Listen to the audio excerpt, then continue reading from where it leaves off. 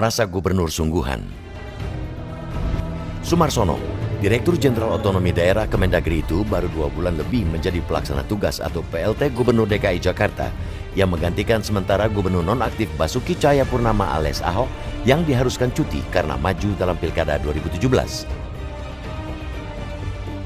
Namun, hanya dalam waktu 2 bulan itu Sumarsono sudah menorehkan beberapa gebrakan yang mencengangkan sekaligus menggegerkan. Dalam waktu singkat pun, ia sudah menjelma seolah gubernur sungguhan, bukan sekedar pengganti sementara. Dengan kuasa yang ia merasa miliki sejak menjabat PLT Gubernur, Sumarsono tanpa ampun langsung mengeluarkan kebijakan-kebijakan yang bertentangan dengan gubernur sebelumnya yang notabene ialah gubernur definitif alias gubernur benaran.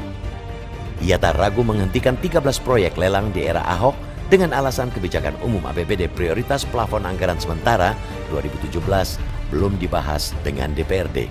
Padahal dalam pasal 73 Peraturan Presiden nomor 4 tahun 2015 tentang pengadaan barang dan jasa, pelelangan dini sebelum pembahasan KUA PPAS diperbolehkan.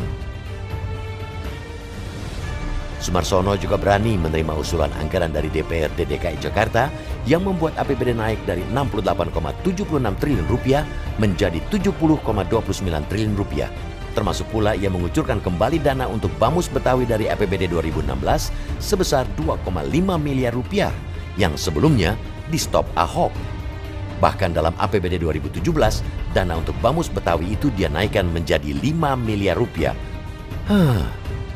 Padahal dalam Undang-Undang Nomor 17/2003 tentang Keuangan Negara dinyatakan pengelolaan keuangan di tingkat daerah menjadi kewenangan kepala daerah.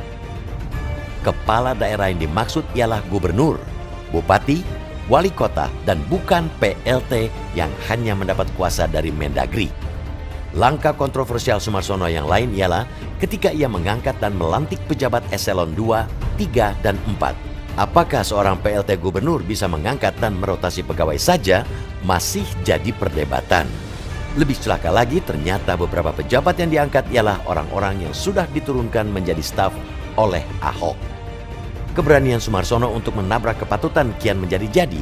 Dengan rencana dia menggelar rapat bersama sekitar 40 kepala satuan kerja perangkat daerah di kereta wisata dalam perjalanan menuju Yogyakarta.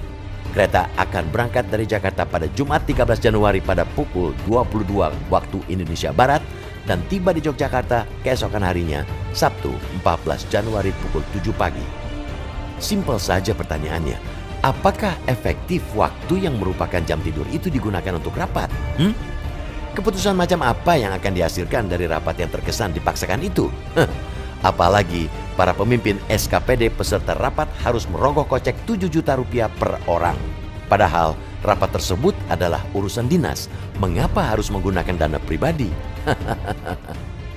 Namun, Sumarsono tampaknya cukup nyaman meneruskan segala kontroversi itu dengan berlindung di balik Peraturan Menteri Dalam Negeri Nomor 74/2016 yang harus diakui amat ambigu.